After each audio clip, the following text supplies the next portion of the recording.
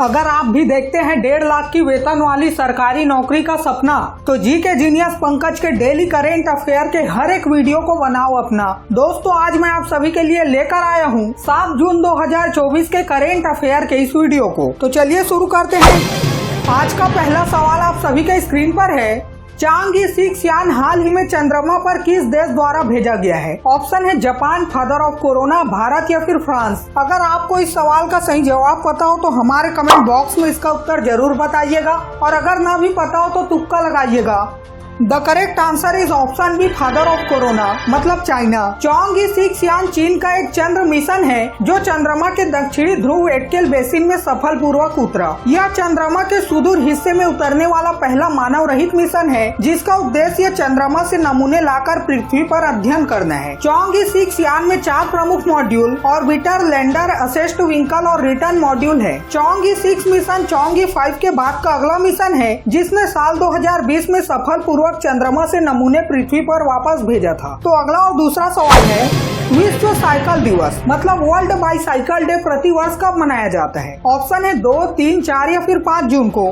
उत्तर है option B, 3 जून। हर साल 3 जून को दुनिया भर में विश्व साइकिल दिवस मनाया जाता है। यह दिवस परिवहन के टिकाऊ और पर्यावरण समर्पित तरीके को अपनाने और बढ़ावा देने के उद्देश्य से मनाया जाता है। अप्रैल 2018 में संयुक्त राष्ट्र महासभा ने घोषणा की कि विश्व साइकिल दिवस प्रतिवर्ष 3 जून को मनाया जाएगा। वैसे आपने अपने जीवन में कभी साइकिल चलाया कि नहीं, कमेंट में जरूर बताइएगा। तो अगला और तीसरा सवाल है, नरेंद्र मोदी ने मई 2024 में विवेकानंद रॉक मेमोरियल में ध्यान किया। यह कहाँ स्थित है? ऑप्शन है कोलकाता, विशाखापट्टनम, चेन्नई या फिर कन्याकुमारी में।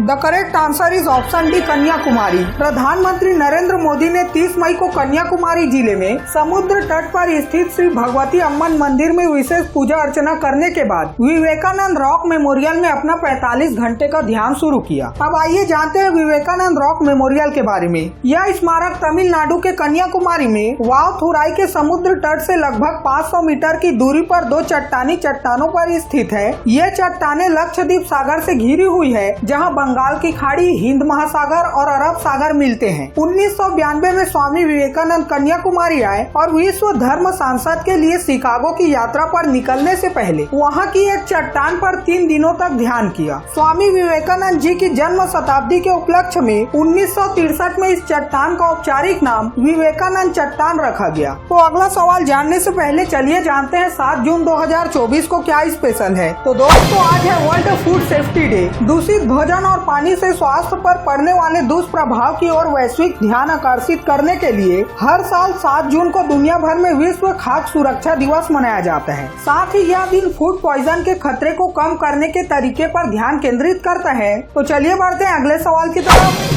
हाल ही में किस राज्य में भारतीय प्रबंधन संस्थान मतलब Indian institute of management IIM की स्थापना को केंद्रीय मंजूरी मिली है? ऑप्शन है असम, बिहार, राजस्थान या फिर Uttar Pradesh.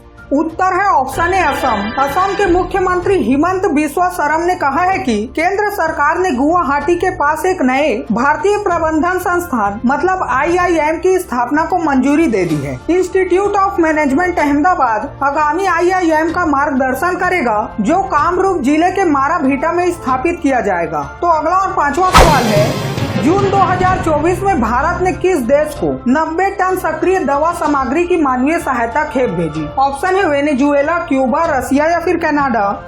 The correct answer is option B, Cuba country. Bharat ने क्यूबा को 90 टन सक्रिय औषधि अवयव से युक्त मानवीय सहायता की खेप भेजी। इस API का उपयोग क्यूबा के दवा निर्माताओं द्वारा विभिन्न खुराक रूपों जैसे टेबलेट, कैप्सूल, सिरप और इंजेक्शन में आवश्यकता एंटीबायोटिक दवाओं के उत्पादन के लिए किया जाएगा। यह सहायता क्यूबा के साथ भारत की ऐतिहासिक मित्रता के प्रति प्रतिबद्धता को उजागर करती है तथा फार्मेसी ऑफ द वर्ल्ड के रूप में इसकी स्थिति की पुष्टि करती है। अब आइए बात करते हैं क्यूबा कंट्री की। क्यूबा गणराज्य एक द्वीप देश है। क्यूबा कंट्री उस स्थान पर स्थित है जहां उत्तरी कैरेबियन सागर, मेक्सिको की खाड़ी और अटलांटिक महासागर मिलते हैं। और अगर बात की जाए क्यूबा की राजधानी और मुद्रा की, तो क्यूबा की राजधानी है हवाना सिटी और यहाँ की मुद्रा है क्यूबा पेसो। तो अगला सवाल जानने से पहले अगर आपको भी डेली करेंट अफेयर के साथ अप टू डेट रहना पसंद है तो इस वीडियो को लाइक और चैनल को सब्सक्राइब और फॉलो करके कमेंट में इस वीडियो के लास्ट में पूछे गए सवाल का जवाब जरूर बताइएगा। तो अगला सवाल है, संयुक्त राष्ट्र में भारत की पहली महिला स्थायी प्रतिनिधि कौन थी जो रिटायर हो गई है? ऑप्शन है ए प्रांजल पाटिल, बी श्वेता अग्रवाल, सी रुचिरा कंबोज या फिर डी सृष्टि जयंत देशमुख जी। उत्तर है ऑप्शन सी रुचिरा काम्बोज जी। संयुक्त राष्ट्र में भारत की पहली महिला स्थायी प्रतिनिधि रुचिरा काम्बोज 35 साल की सेवा के बाद रिटायर हो गई है। इस दौरान उन्होंने भूटान, दक्षिण अफ्रीका और यूनेस्को में भारतीय दूत के रूप में कार्य किया। रुचिरा काम्बोज 1987 सिविल सेवा बैच की अखिल भारतीय महिला टॉपर और 1987 विदेश सेवा बैच की टॉपर थी। उन्होंने 2 अगस्त 2022 को यूएन में भारत के स्थायी प्रतिनिधि मतलब राजदूत का पद ग्रहण किया था। तो अगला और 7वां सवाल आप सभी की स्क्रीन पर है। अरुणाचल प्रदेश विधानसभा चुनाव 2024 में किस पार्टी ने भारी बहुमत हासिल किया है? ऑप्शन है नेशनल पीपल्स पार्टी, भारतीय Janata party, nationalist Congress party या फिर Sikkim Krantikari Morcha. The correct answer is option B, Bharatiya Janata party. Arunachal Pradesh में वोटों की गिनती पूरी हो गई, जिसमें भाजपा भारी बहुमत से जीती। भाजपा ने अरुणाचल प्रदेश में 60 में से 46 सीटें हासिल कर भारी बहुमत हासिल किया। कांग्रेस पार्टी का प्रदर्शन खराब रहा और वह केवल 1 सीट जीत सकी। एनपीपी पार्टी ने 5 सीट जीती, एनसीपी ने 3 सीट जीती, पीपीए ने 2 सीट जीती तथा स्वतंत्र उम्मीदवारों ने 3 सीट जीते। भाजपा की महत्वपूर्ण जीत का अर्थ है कि वे अरुणाचल प्रदेश में मजबूत बहुमत के साथ सत्ता में लौटेगी। इंटरनेशनल एयर ट्रांसपोर्ट एसोसिएशन अगली वार्षिक आम बैठक की मेजबानी कौन सा देश करेगा? ऑप्शन है Bharat, father of corona, America या फिर जर्मनी। उत्तर है ऑप्शन है भारत। इंडिगो जून 2025 में नई दिल्ली में इंटरनेशनल एयर ट्रांसपोर्ट एसोसिएशन मतलब IATA की अगली वार्षिक आम बैठक की मेजबानी करेगा। IATA ने हाल ही में इसकी घोषणा की है। इस अवसर पर इंडिगो के CEO पीटर एल बर्स ने कहा कि IATA की वार्षिक आम बैठक 42 साल बाद भारत में होगी। अब आइए बात करते हैं IATA की। यह 1945 में स्थापित विश्व की एयरलाइनों का एक व्यापार संघ है। नॉर्वेस्टर्स का अध्ययन करने के लिए भारत का पहला अनुसंधान परीक्षण स्थल किस राज्य में तैयार हो रहा है? ऑप्शन है छत्तीसगढ़, झारखंड, उड़ीसा या फिर बिहार।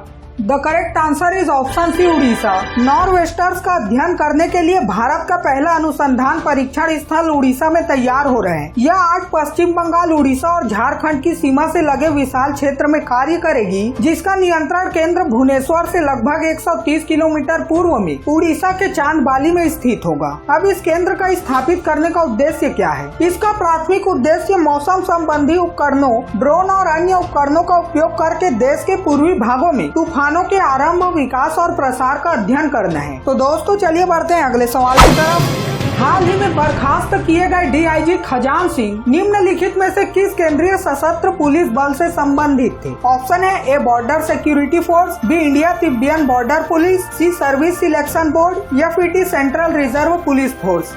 उत्तर है option D, Central Reserve Police Force मतलब CRPF। पूर्व Olympian CRPF DIG Khajan Singh को यौन दुराचार के आरोप में बर्खास्त कर दिया गया। खजान सिंह टोकस केंद्रीय रिजर्व पुलिस बल मतलब CRPF में उप निरीक्षक थे। CRPF की 2 महिला कर्मियों द्वारा उन पर यौन दुराचार के आरोप लगाए जाने के बाद उन्हें सेवा से बर्खास्त कर दिया गया था। उनकी बर्खास्तगी का आदेश भारत के राष्ट्रपति कार्यालय से आया। खजान सिंह टोकस एक पूर्व ओलंपियन तैराक और अर्जुन पुरस्कार विजेता है, जिन्होंने CRPF के मुख्य खेल अधिकारी के रूप में कार्य किया है। और अगर बात की जाए CRPF की, तो CRPF एक बड़ा अर्धसैनिक बल है जिसमें 3,25,000 से अधिक कर्मी है, जिसमें 6 पूर्णतः महिला बटालियन भी शामिल है। तो अगला सवाल है,